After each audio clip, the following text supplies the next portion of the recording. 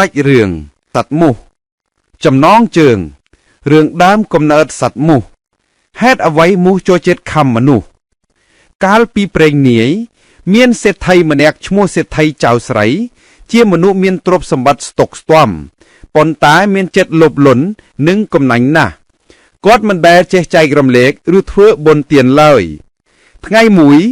មានអ្នកដំណើរម្នាក់បានមកសុំស្នាក់អាស្រ័យនៅផ្ទះរបស់គាត់មួយយប់សេដ្ឋីចៅស្រីដោយខ្លាចរអាថាអ្នកដំណើរនោះអាចលួចទ្រព្យសម្បត្តិរបស់ខ្លួនក៏បានចាប់ចងគាត់ជាប់នឹងបង្គោលផ្ទះ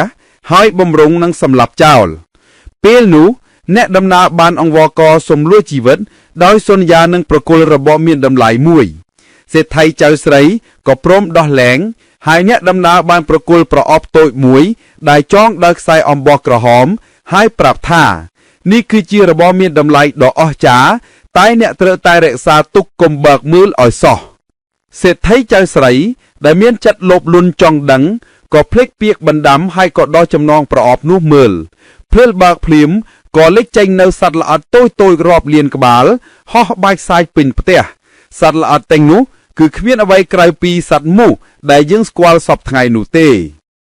ដោយសារតែសេដ្ឋីចៅស្រីមានទម្លាប់លាក់ទុកនិងកប់ទ្រព្យសម្បត្តិទុកក្នុងដី